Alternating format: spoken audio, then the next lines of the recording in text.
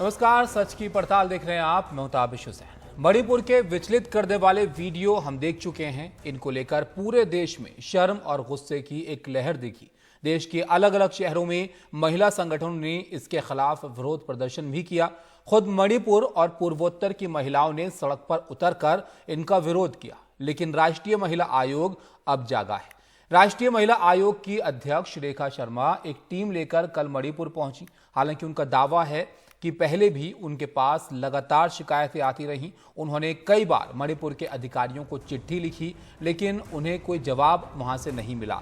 उन्होंने मामले का स्वतः संज्ञान भी लिया, ये उनका कहना है। लेकिन मणिपुर में महिलाओं के खिलाफ जो हुआ उसको देखते हुए क्या इससे पर्याप्त कहा जा सकता है?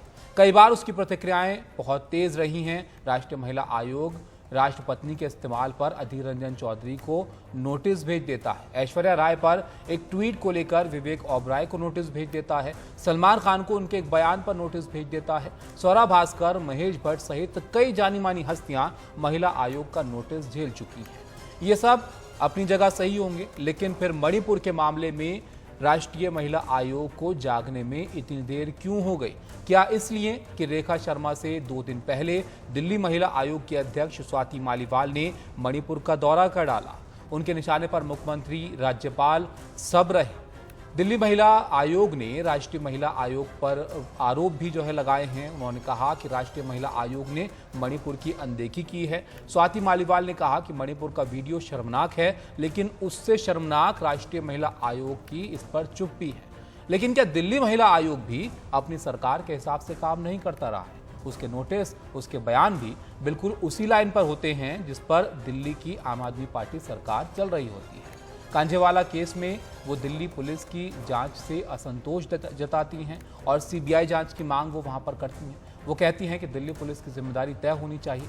महिला पहलवानों के आरोपों को लेकर उसका रुख राष्ट्रीय महिला आयोग से अलग होता है। वो दिल्ली पुलिस को नोटिस जारी कर बृजभूषण शरण सिंह की गिरफ्तारी की मांग करती है। इन सारे मामलों का अपना एक तर्क हो सकता है, लेकिन इसमें संदेह नहीं कि इनके पीछे अपनी दलगत सहूलियत, अपने राजनीतिक समीकरण और अपनी सरकार का ख्याल सब शामिल है। इससे दोनों महिला आयोग की गरिमा कुछ कम होती है। तो सच की पड़ताल में हमारा सवाल है कि अपनी अपनी सरकारों के हिसाब से महिला आयोग के मणिपुर दौरे, क्या महिला आयोग महिला मुद्दों की राजनीति का औजार बन गए हैं? आपके पास रोज की तरह 3 विकल्प हैं, हाँ, नहीं और कह नहीं सकते। इन विकल्पों का इस्तेमाल करके आप अपनी राय हमें दे सकते हैं। आपकी राय हम दिखाएंगे ब्रेक के बाद सच का मीटर में। अभी इस मुद्दे पर चर्चा करते हैं। हमारे साथ 2 खास मेहमान इस पर चर्चा करने के लिए जुड़ गए हैं। हमारे साथ सुषमा साहू हैं, पूर्व सदस्य राष्ट्रीय महिला आयोग, और रंजना कुमारी, निदेशक CSR हमारे साथ वो जुड़ गई हैं। रंजना जी हमारे साथ फिलहाल मौजूद हैं। सुषमा जी अभी जुड़ेंगी हमारे साथ। रंजना जी, आपसे मैं यहाँ पर शुरुआत करता हूँ। हमने देखा मणिपुर के मुद्दे पर सबकी प्रतिक्रियाएं आई, लेकिन यहाँ पर राष्ट्रीय महिला आयोग की प्रतिक्रिया या जिस तरह से उन्होंने इस पर रिस्पॉन्ड किया, उसमें ये वो कहा जा रहा है काफी लोगों की तरफ से कि देरी इसमें हो गई। तभी देखिए, सबसे बड़ी बात है कि राष्ट्रीय महिला आयोग क्यों बनाया गया और उसके बनाने में हम लोग की बहुत ही गहरी भूमिका है। और पहला ड्राफ्ट तो शायद मेरे हाथ का भी लिखा हुआ, जो प्रमिला दनवते जी के घर में बैठ के हम लोगों ने लिखा था। तो वो क्यों बना इसलिए कि वो देश की महिलाओं के लिए एक एडवोकेट की तरह से काम करेगी, सरकार की हर हरकत पर निगाह रखेगी, और जहां कहीं भी महिलाओं के साथ किसी भी तरह का उनके अधिकारों का हनन होता है, वहां वो एक बिल्कुल शिला की तरह खड़ी रहेगी। लेकिन दुर्भाग्य की बात है कि, और उस समय ये तय हुआ था कि एक इलेक्टोरल कॉलेज बना करके महिला आयोग की अध्यक्ष को चुना जाएगा। लेकिन गलती वहीं हुई, जब पार्टियां, जो सरकार की, जो राष्ट्रीय दल हैं, जो सरकारी दल हैं, उनके लोगों को महिला आयोग की अध्यक्ष बनाया जाने लगा। और फिर उसके बाद क्या होता है, जब वो उनकी पार्टी के प्रति उनकी अपनी जो लॉयल्टी होती है, वो उसकी वजह से वो लोग वही करती हैं जो कि पार्टी चाहती है। और फिर वो सब लोग मतलब बिल्कुल जो महिलाओं के लिए जिनको खड़ा होना चाहिए वो अपनी राजनीतिक दल के हक में उनके सोच के अनुसार काम करती है। तो फिर तो कहीं कोई इम्पार्शियलिटी है नहीं, कहीं कोई एडवोकेसी है नहीं। और यही कारण है कि जब घटना होती है जिस राज्य में सरकारी दल का कोई की सरकार होती है तो वो फिर वो राज्य की घटना ही नहीं दिखाई देती है, और जहां कोई विपक्ष की सरकार होती है तो वहां घटना दिखाई देती है। तो ये कोई महिलाओं के प्रति न्याय का अब वो केंद्र नहीं है जहां जिसके बारे में हम लोगों ने सोचा था और जिसको लेकर राष्ट्रीय महिला आयोग बना था। सुषमा मुझे साहू लगता जी है भी हमारे साथ हैं। रंजना जी, जो आपने मुद्दा यहाँ पर उठाया, इस पर मैं इनकी प्रतिक्रिया लेना चाहूंगा। सुषमा जी, आप भी इस बात से इत्तेफाक रखती हैं क्या रंजना जी की कि राजनीतिक सहूलियत के हिसाब से यहाँ पर प्रतिक्रिया आती है? देखिए, मैं शुरू की बातों को सुन नहीं पाई थी क्योंकि ज्वाइन नहीं हो पाया था, वो लगातार इधर से भी कॉल आ रही। लेकिन रंजना जी की बात मैंने लास्ट में कुछ सुनी और मैं नटसेल में उनके भावार्थ ये निकाल रही हूँ कि उनका ये कहना है कि अगर आप पार्टी से जुड़ी हुई हैं तो आपके जो प्रभाव हैं वो कहीं ना कहीं प्रभावित होते हैं हर प्रत्येक केस के ऊपर। अगर सरकार आपकी है तो अगर किसी राज्य में तो प्रभावित होता है, और सरकार अगर नहीं है तो आपके विचार बिल्कुल विपरीत होते हैं।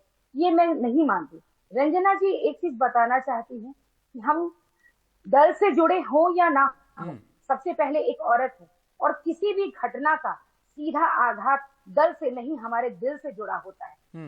आज जो भी घटनाएं घट रही हैं, ये मैं मानती हूँ कि कभी कहीं ना कहीं 5% इसका प्रभाव दिखता है। और किसी की भी सरकार हो, पूर्व में जितनी भी सरकारें आई हैं और जिन्होंने भी राष्ट्रीय महिला आयोग को किया है, उनके प्रभाव से वो अछूते नहीं रहते हैं।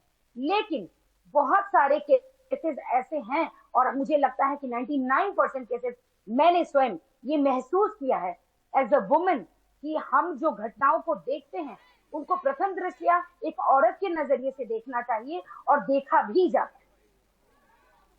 नहीं, लेकिन इस पर आप क्या कहेंगी जो कहा जा रहा है कि राष्ट्रीय महिला आयोग की अध्यक्ष रेखा शर्मा जो कल मणिपुर पहुंची, इतना वक्त क्यों इस पर प्रतिक्रिया में लगा उनको? मणिपुर का मुद्दा तो इतने दिनों से चर्चा में है, इतने वक्त से लगभग सभी लोग इस पर जो है चिंता जाहिर कर चुके हैं कि जो वहां हुआ वो बिल्कुल गलत था। देखिए, आपके प्रश्न मैं बिल्कुल नहीं काटूंगी।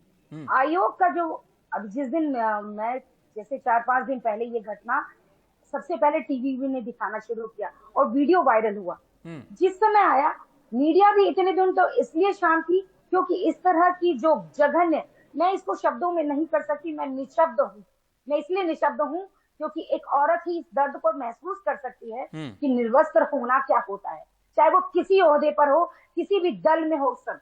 लेकिन मैं राष्ट्रीय महिला आयोग के बारे में कह रही हूँ कि जिस दिन आया, अभी 4-5 दिनों से राष्ट्रीय महिला आयोग वहां डेरा डाले हुए हैं। मैं पूर्व सदस्य हूँ, वर्तमान नहीं थी। किन कारणों से ऐसा वजह हुआ कि वो नहीं जा सकी और सबसे पहले राज्य महिला आयोग की सदस्य वहां पहले पहुंच गई। देखिए, ये मैंने दिल्ली में भी जब मैं आयोग में थी तो दिल्ली महिला आयोग में मैंने एक चीज महसूस किया कि ये तुरंत मैं स्वाति जी को भी कभी भी ये नहीं करती कि खंडन नहीं कर रही हूँ कि वो काम नहीं करती, उन्होंने भी बहुत सारे मुद्दों को उठाया है। लेकिन यहाँ पर सभी दलों को आप देख रहे होंगे कि यहाँ सिर्फ एक राजनीति का विषय बन गया है, महिला के सम्मान का विषय नहीं है। सरकार अगर महिलाएं, अगर राष्ट्रीय महिला आयोग अगर कारगर नहीं होती, काम नहीं करती, दूसरा चीज अगर राज्य उस पर एक्शन नहीं लेता, 4 की गिरफ्तारी नहीं होती, 11 दिन की कस्टडी में नहीं आता, अगर ये कुछ भी नहीं होता तो मैं खुद आपको कहती हूँ कि बीइंग अ वुमन, मैं एक औरत होने के नाते मैं सरकार के भी खिलाफ आपको नहीं। सुषमा जी, सवाल यहाँ पर यह भी है कि मामला ये हाल फिलहाल का नहीं था, ये पुराना मामला था जिसमें अब कार्रवाई हुई। इसको लेकर जो है वो सवाल उठ रहे थे कि इतने वक्त तक क्यों एक्शन यहाँ पर नहीं लिया गया। इस पर मैं आपके पास आऊंगा। रंजना जी यहाँ पर इस पर आप भी जवाब दीजिए। क्या सिर्फ इसलिए ये बात कहना, इसको चुप्पी कह देना सही है कि कोई पहले वहां पर पहुंच गया या किसी को पहुंचने में वहां पर थोड़ा वक्त लग गया? क्योंकि राष्ट्रीय महिला आयोग की तरफ से ये भी कहा गया कि उन्होंने इस पर चिट्ठियां भी लिखी हैं, उन्होंने स्वतः संज्ञान भी लिया था इस मामले पर। कौन जाकर कार्रवाई करता है? ठीक है सुषमा जी, आता हूं मैं आपके पास जी। सदस्य चुप हो जाएं तो मैं कुछ कहूँ इस हाँ, पर। बोलिए। मैं ये कहना चाहती हूँ कि ये तो निशब्द हैं कि उनको इतना इनको शौक लगा है कि निशब्द हैं। पूरे देश का कॉन्शियंस हिल गया है।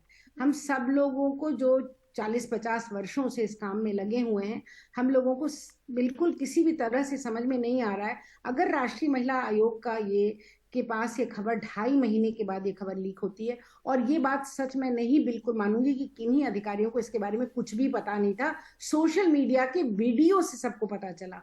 अगर ये बात सच है, और उसके पहले अगर राष्ट्रीय महिलाओं के अध्यक्ष ये स्वीकार कर रही हैं कि नहीं हमारे पास खबरें आई थी, लेकिन वहां से हमने चिट्ठी भी लिखी थी पर वहां से कोई जवाब नहीं आया, अगर वहां से कोई जवाब नहीं आया तो फिर राष्ट्रीय महिला आयोग की हैसियत कहाँ है? नहीं तो उनको क्या करना चाहिए था फिर इसमें? वो तो कह रही है ना, चिट्ठी उन्होंने लिखी, उन्होंने संज्ञान भी लिया।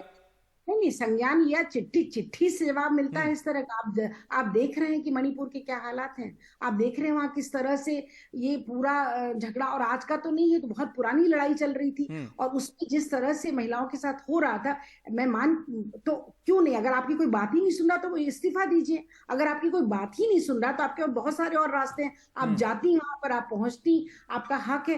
पहले तमाम महिला आयोग की अध्यक्ष रहे, गिरिजा व्यास रही, मोहिनी गिरी रही, पहुंच जाती थी, झगड़ा करते थे, हम सब लोग की टीम बनाते थे, हम सब लोग एक टीम बना के वहां पहुंचते थे, और महिला आयोग उसको सपोर्ट करती थी। आपको महिला संगठनों का सपोर्ट लेना पड़ेगा, आपको अपनी आवाज में कुछ दमखम लाना पड़ेगा। आप एक अकेले बैठ के बोलेंगी तो शायद एक राज्य की सरकार भी आपकी नहीं सुन रही है, राज्य के अधिकारी आपके नहीं सुन रहे हैं, तो ये महिला आयोग की अपनी हैसियत को कम करने वाली बात हुई। और जहां महिला आयोग को अड़ना था, लड़ना था, जाके कार्यवाही करवानी थी, वहां महिला आयोग पहुंचा ही नहीं। जब पूरा देश एक तरह से त्राही त्राही करने लग गया, ये क्या हो रहा है, महिला के साथ किस तरह की हरकत करके ये लोग निकल गए हैं, तो तब जाकर के महिला आयोग वहां पहुंचता है, और गिरफ्तारी तो हो ही चुकी है। महिला आयोग का रोल तो तब बनता है ना जबकि खबर मिले और महिला आयोग वहां पर जाकर के। अच्छा आप ये बताइए, मान लीजिए वहां पर तो जो मणिपुर का राजनीतिक सारा किस्सा है, उत्तर प्रदेश में महिला आयोग क्यों नहीं पहुंचा?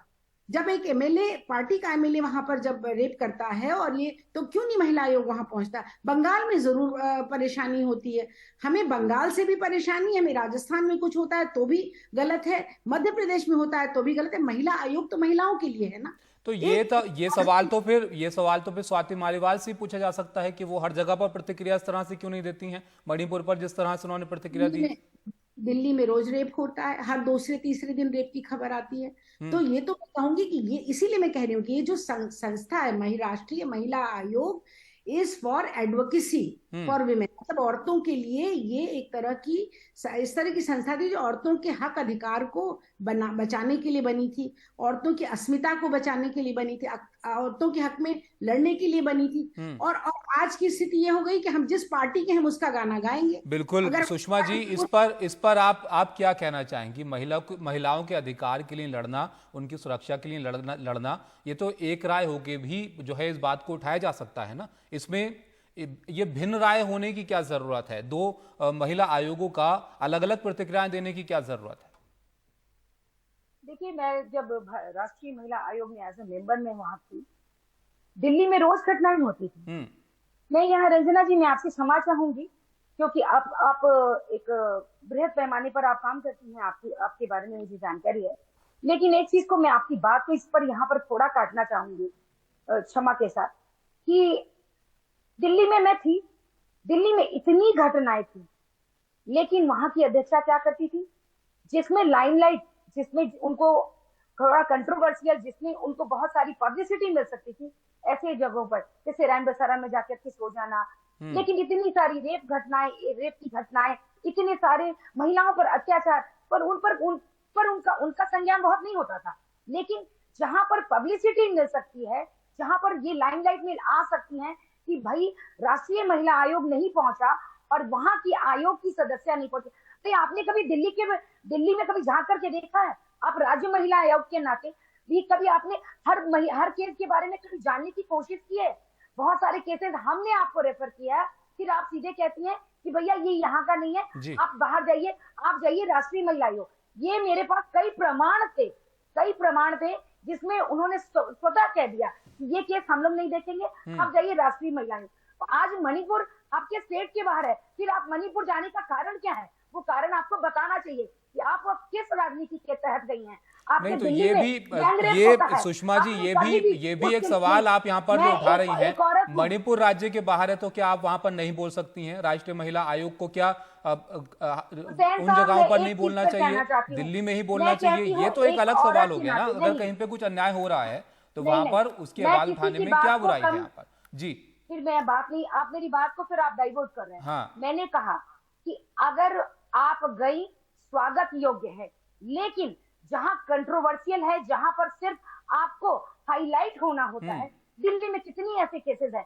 जब मैं दिल्ली से बाहर की महिलाएं जिनको ज्ञात नहीं होता है कि हम दिल्ली से बाहर के केसेस हैं, हम दिल्ली आयोग में जी। दें या राष्ट्रीय महिला आयोग में दें या संबंधित राज्यों में जाकर के दें। अगर वो दिल्ली आयोग में जाती थी तो वो सीधे कहते थे कि ये केस यहाँ पर दर्ज नहीं होगा क्योंकि ये राज्य के बाहर का है, तो आप राष्ट्रीय महिला आयोग में जाएं। तो ये वही बात आ गई ना यहाँ पर कि जहां पर आपको अपनी राजनीतिक सहूलियत लगती है, क्या वहीं पर जो है मुद्दों को बढ़ चढ़कर उठाया जाता है? बहुत शुक्रिया आप दोनों का, सुषमा जी, रंजना जी, हमारे साथ जुड़ने के लिए। और जो सवाल हमने आपसे पूछा था इस शो की शुरुआत में, क्या महिला आयोग महिला मुद्दों की राजनीति का औजार बन गया है, इसका जवाब आपको देंगे एक ब्रेक के लिए।